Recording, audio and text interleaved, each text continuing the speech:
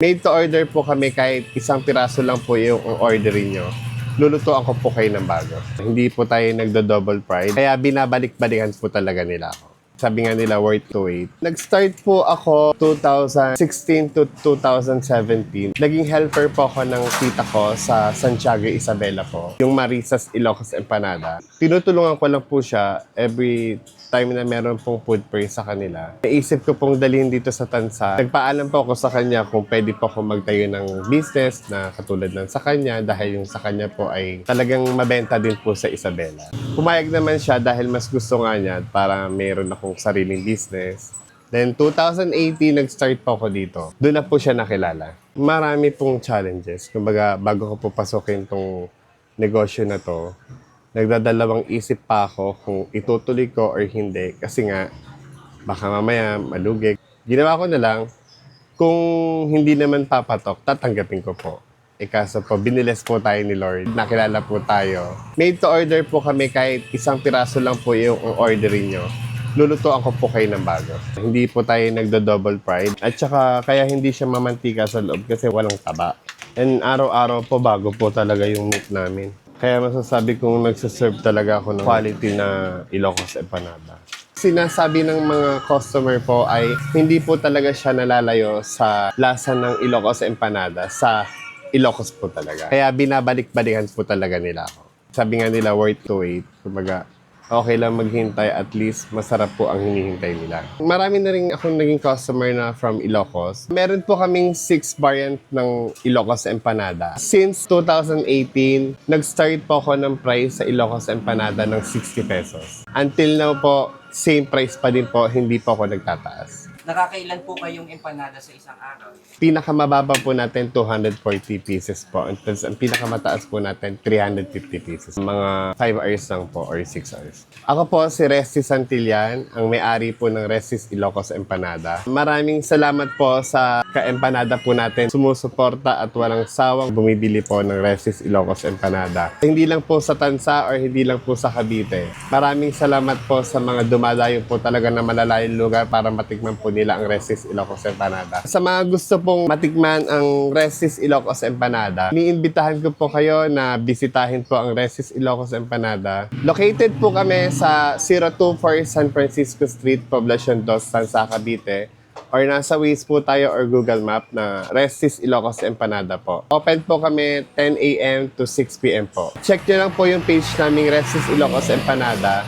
Then, nandun po yung mga menu po namin, then contact number. Bayalala mo po kung malalayo po tayo, then GCash payment po tayo sa Empanada. Then, kung around Tansa lang po, meron po tayong rider from Tansa po.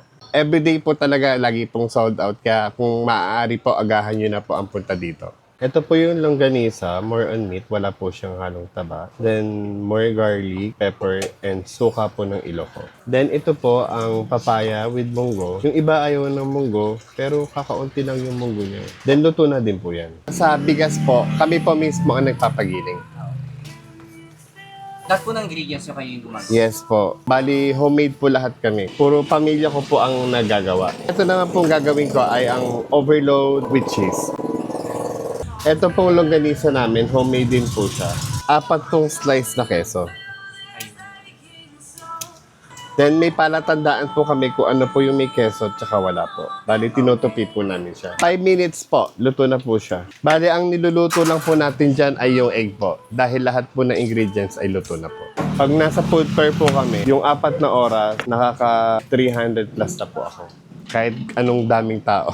Tsaka ang dami po nagsasabi na bakit hindi na lang ako magluto tapos iserve ko na lang doon.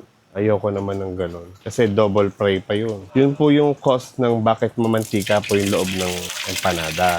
Made to order po kami, kahit isang piraso lang po yung orderin nyo.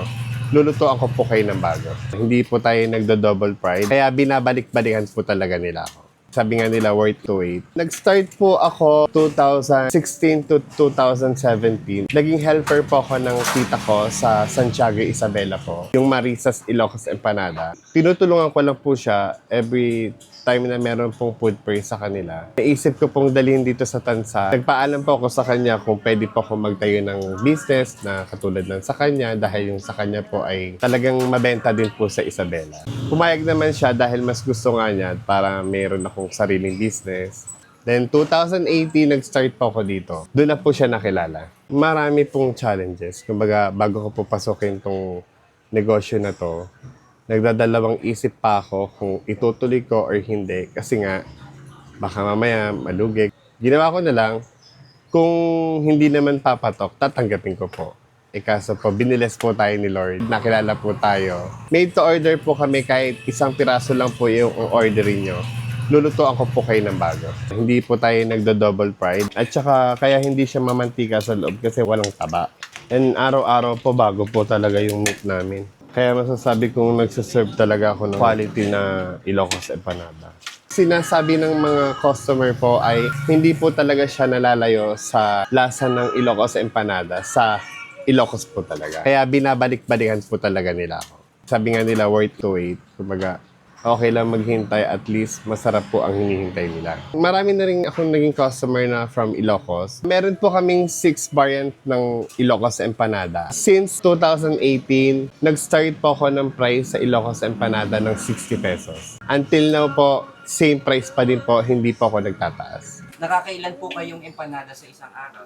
Pinakamababa po natin 240 pieces po. And ang pinakamataas po natin 350 pieces. Mga 5 hours lang po or 6 hours. Ako po si Resty Santillan, ang may-ari po ng Resty's Ilocos Empanada. Maraming salamat po sa ka-empanada po natin. Sumusuporta at walang sawang bumibili po ng Resty's Ilocos Empanada. Hindi lang po sa Tansa or hindi lang po sa Cavite. Maraming salamat po sa mga dumadayo po talaga na malalayong lugar para matikman po nila ang Resty's Ilocos Empanada. Sa mga gusto pong matikman ang Resty's Ilocos Empanada, iniimbitahan ko po kayo na bisitahin po ang Resty's Ilocos Empanada. Located po kami sa 024 San Francisco Street, Poblacion 2, Tansa, Cavite.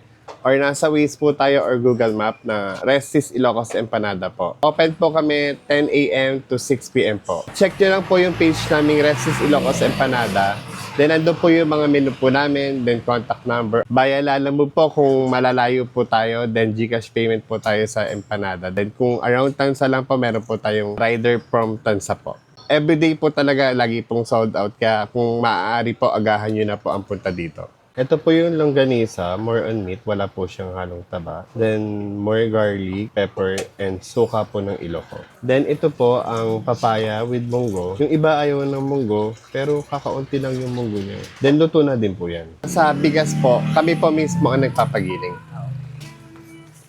Lahat po ng ingredients nyo kayo yung gumagawa? Yes po. Bali, homemade po lahat kami. Puro pamilya ko po ang nagagawa. Ito naman pong gagawin ko ay ang overload with cheese.